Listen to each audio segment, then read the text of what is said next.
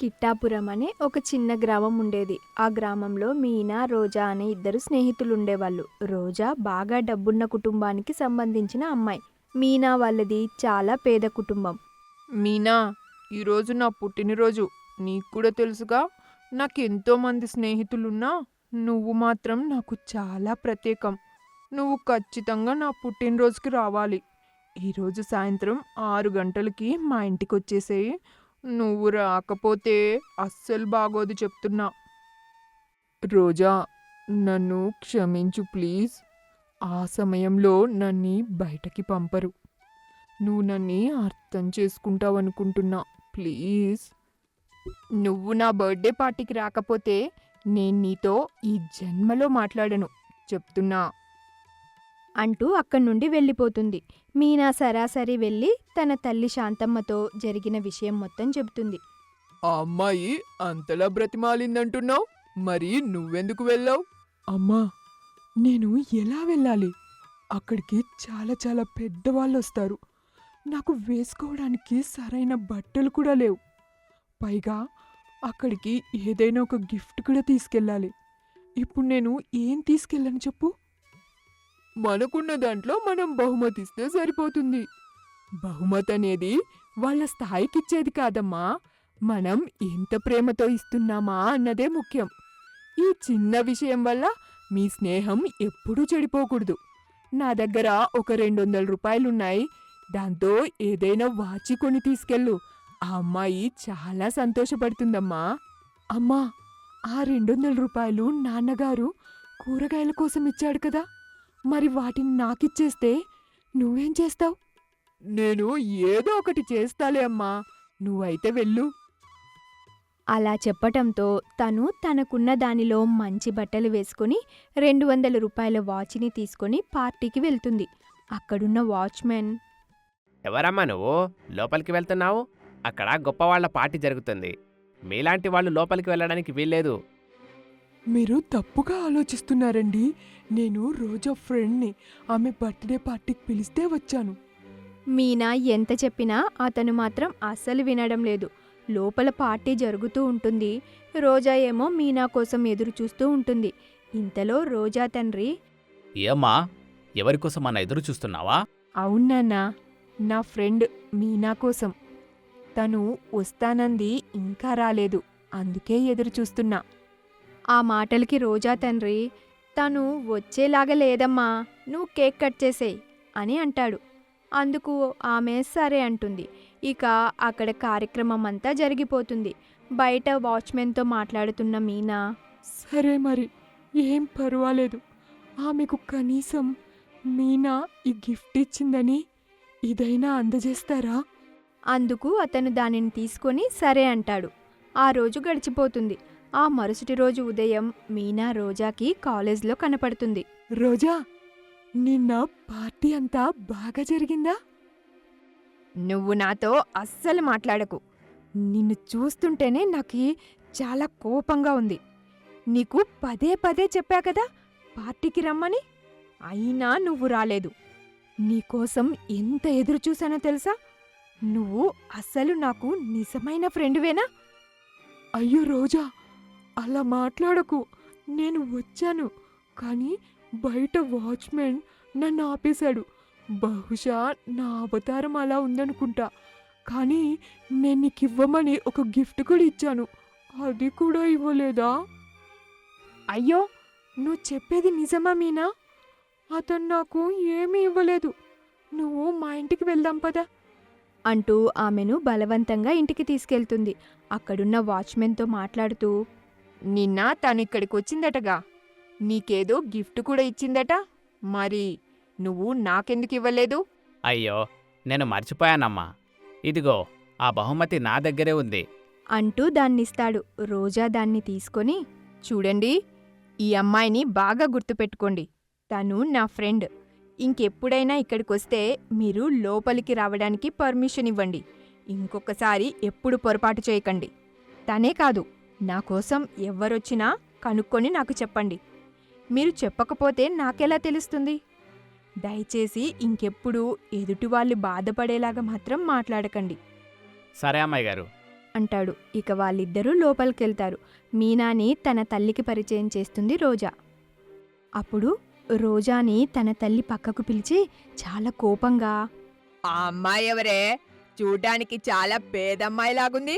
అలాంటి వాళ్ళని ఇంటికి తీసుకొస్తే మన పరువేం కాదు. ఇంకెప్పుడు ఆ అమ్మాయిని ఇంటికి తీసుకొని రాకు. అమ్మా, నువ్వు ఇలా మాట్లాడతావని అస్సలు అనుకోలేదు. తను నా ఫ్రెండ్ అమ్మా. తను ఎప్పుడు కావాలంటే అప్పుడు ఇక్కడికొస్తుంది. ఆ మాటలకి తల్లి చాలా కోపంగా ఆమెను తిడుతుంది.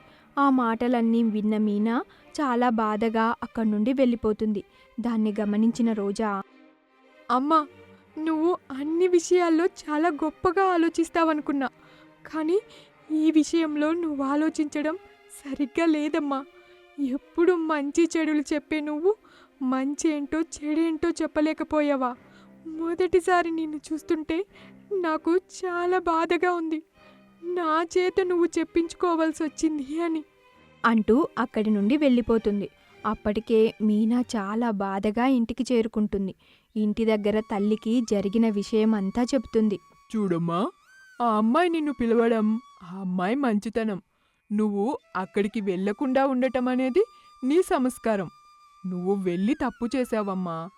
ఇంతలో రోజా అక్కడికొచ్చి, ఏంటమ్మా, నువ్వు కూడా అలాగే మాట్లాడుతున్నావు? నేనేం తప్పు చేయలేదు కదా. ఈ రోజుల్లో కూడా పేద ధనిక తేడా చూస్తున్నారంటే నాకు చాలా బాధగా ఉంది. అది కాదమ్మా, మీ తల్లిదండ్రుల మాటల్ని నువ్వు ఎప్పుడూ జవదాటకూడదు కదా. ఇప్పటిదాకా నేను మా తల్లిదండ్రుల మాటను ఎప్పుడూ జవదాటలేదమ్మా. కానీ ఈ ఒక్క విషయంలోనే నా తల్లి నాకు నచ్చలేదు.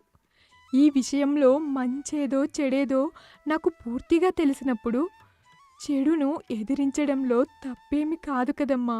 ఆ మాటలు విన్న మీనా తల్లి ఏం మాట్లాడకుండా అలాగే ఉండిపోతుంది.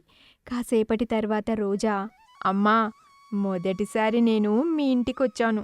నా కోసం తినడానికి ఏం లేదా? నాకు ఆకలిగా ఉందమ్మా. అమ్మా, మా దగ్గర రాగి సంగటి మాత్రమే ఉంది తల్లి. దాన్ని నువ్వు తినగలవా అమ్మా? రాగి సంగటి ఆరోగ్యానికి చాలా మంచిదంటీ. నేను ఖచ్చితంగా దాన్ని రుచి చూడాల్సిందే. ఆ మాటలకు ఆమె కూడా సరే అని చెప్పి వాళ్ళిద్దరికీ వడ్డిస్తుంది. దాన్ని తిని రోజా చాలా సంతోషపడుతుంది. ఇలాంటి అద్భుతమైన వంట నేనెప్పుడు రుచి చూడలేదు. చాలా బాగా చేశారమ్మా మీరు. ఒక్క 2 సంవత్సరాల తర్వాత మా చదువు పూర్తయిపోతుంది కదా, అప్పుడు మీ చేత నేను మంచి హోటల్ పెట్టిస్తాను. మీ చేతి వంట కోసం జనాలు పడి చచ్చిపోవాలంతే. చిన్న హోటల్ కాస్త 5 స్టార్ హోటల్ అయిపోవాలి. ఆ మాటలకి వాళ్ళు చాలా సంతోషపడతారు. చాలా సమయం ఆమె అక్కడే మాట్లాడి అక్కడి నుండి వెళ్ళిపోతుంది. కొంత సమయం తర్వాత మీనా తండ్రి అక్కడికొస్తాడు. ఏమే శాంతం, బాగా ఆకలిగా ఉంది. తినడానికి ఏమైనా పెడతావా? ఏవండి, తినడానికి ఏమీ లేదు. ఇప్పుడే మీనా వాళ్ళ స్నేహితురాలు ఇంటికొస్తే తనకు ఉన్నదంతా వడ్డిచ్చేశాను. అవునా? సరే, మరేం పర్వాలేదులే. నేను నీళ్లు తాగుతాను. అయినా మీనా వాళ్ళ స్నేహితురాలు అంటే ఆ డబ్బున్న అమ్మాయి కదా, పేరు రోజా. ఆ అమ్మాయి మన ఇంట్లో భోజనం చేసిందంటే చాలా అద్భుతంగా ఉంది. అప్పుడే రోజా వాళ్ళ మాటలన్నీ వింటుంది. పాపం వాళ్ళ పరిస్థితేంటో వాళ్లకు అర్థమవుతుంది. వాళ్ళు ఆశ్చర్యంగా, ఏమ్మా మళ్ళీ వచ్చావు అని ప్రశ్నించగా ఆమె బ్యాగ్ మర్చిపోయిందని చెప్తుంది. దాన్ని తీసుకుని అక్కడి నుండి వెళ్ళిపోతుంది. ఇంటికి వెళ్ళిన తర్వాత మీనా కుటుంబ పరిస్థితి గురించే ఆలోచిస్తూ ఉంటుంది. ఏదో విధంగా వాళ్లకు సహాయం చేయాలి అని బాగా ఆలోచించి తను దాచుకున్న డబ్బును మొత్తం బయటికి తీస్తుంది. అది మొత్తం 50,000 రూపాయలుంటాయి. మరుసటి రోజు వాటిని తీసుకొని వెళ్ళి వాళ్ళకిస్తుంది. వాళ్ళిద్దరూ వద్దమ్మా అంటారు. రోజా వాళ్ళని బలవంతం చేస్తుంది. మీరు దీన్ని తీసుకోకపోతే నా మీదొట్టే. ఈ డబ్బుతో మా ఇంట్లో వాళ్లకు ఎలాంటి సంబంధం లేదు. అసలు దీని గురించి వాళ్ళు అడగరు కూడా. ఇది నేను దాచుకున్న డబ్బు. దీంతో మీరు హోటల్ ప్రారంభించండి. మీకు ఖచ్చితంగా ఆ భగవంతుడు సహాయం చేస్తాడమ్మా. ఆ మాటలకు వాళ్ళకిష్టం లేకపోయినా దాన్ని తీసుకోవలసి వస్తుంది. ఇక వాళ్ళు ఆ డబ్బుతో హోటల్ ప్రారంభిస్తారు. ప్రతిరోజు రోజా కూడా అక్కడికి వెళ్తూ ఉంటుంది. వాళ్ళకి హోటల్లో సహాయం చేస్తూ ఉంటుంది. దాన్ని ఒకరోజు రోజా తల్లి తండ్రి ఇద్దరూ చూస్తారు. ఆమె ఇంటికి వచ్చిన తర్వాత రోజా తల్లి ఆమెను నిలదీస్తుంది. అమ్మా, నాన్న ఒక్క మాట కూడా మాట్లాడలేదు. ఎందుకంటే ఆయనకు కష్టం విలువ తెలుసు కాబట్టి. నువ్వేమో నా ఫ్రెండ్ దగ్గరికి వెళ్ళొద్దంటున్నావు. ఈరోజు వాళ్ళు డబ్బున్న వాళ్ళు కాకపోవచ్చు, కానీ ఖచ్చితంగా ఏదో ఒక రోజు మనల్ని మించిన డబ్బున్న వాళ్ళవుతారు. ఆ నమ్మకం నాకుంది. అప్పుడు నువ్వే వాళ్ళతో స్నేహం చెయ్యమ్మా అంటావు. రోజా తల్లి ఆ మాటలకి బాగా కోపం తెచ్చుకొని, పేదవాళ్ళెప్పటికీ పేదవాళ్లే. నువ్వు గనక ఆ ముష్టి వాళ్ళ దగ్గరికి వెళ్ళావే అనుకో, నీ కాళ్ళు చేతులు రెండు విరగ్గొడతాను అని బెదిరిస్తుంది. తన తండ్రి మాత్రం ఏం మాట్లాడకుండా అక్కడి నుండి వెళ్ళిపోతాడు. రోజా తల్లి మాటలు పట్టించుకోకుండా తన ఫ్రెండ్ దగ్గరికి వెళ్తూనే ఉంటుంది. రోజులు గడుస్తూ ఉంటాయి. వాళ్ళ హోటల్ చాలా బాగా సాగుతూ ఉంటుంది. ఆ ఊరిలో వాళ్ళకి చాలా మంచి పేరు కూడా వస్తుంది. సంవత్సరం తిరిగేలోపే ఆ హోటల్ చిన్న హోటల్ కాస్త పెద్ద హోటల్గా మారుతుంది. వాళ్ళు చాలా డబ్బులు సంపాదిస్తారు. దాన్ని చూసి మీనా, రోజా చాలా సంతోషపడతారు. వాళ్ళ విజయానికి కారణమైన రోజాకి వాళ్ళు కారు బహుమతిగా ఇవ్వాలని కార్ని కొనుక్కొని ఆమెకు బహుమతిగా ఇవ్వడం కోసం వాళ్ళింటికి వెళ్తారు. వాళ్ళు డబ్బు రాకముందు ఎలా ఉన్నారో డబ్బు వచ్చిన తర్వాత కూడా అలాగే ఉంటారు. రోజా వాళ్ళింటికి వెళ్ళి తల్లితో మాట్లాడుతూ ఉండగా, మీరేనా మీనా తల్లిదండ్రులు? నా కూతురికి ఏం మందు పెట్టారే? మిమ్మల్ని అస్సలు వదిలిపెట్టడం లేదు. మిమ్మల్ని చూస్తేనే నాకు చాలా అసహ్యంగా ఉంది. ఇంతకీ ఇక్కడెందుకొచ్చారు? మర్యాదగా బయటికి వెళ్ళండి.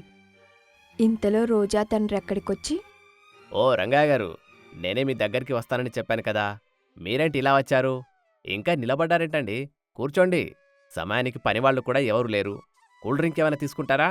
అతను అంత హడావుడి చేస్తుంటే రోజా తల్లి ఆశ్చర్యపోతూ, ఏంటండి, తిండికి తికానా లేని వీళ్ళని కూర్చోబెట్టి మాట్లాడుతున్నారు? ఏం మాట్లాడుతున్నావు నువ్వు? మనం హైదరాబాద్లో ఒక 5 స్టార్ హోటల్ని స్టార్ట్ చేయాలనుకుంటున్నాం కదా. దానికి పార్ట్నర్ ఎవరో కాదు, ఇతనే. చెప్పటంతో ఆమె కంగు తింటుంది.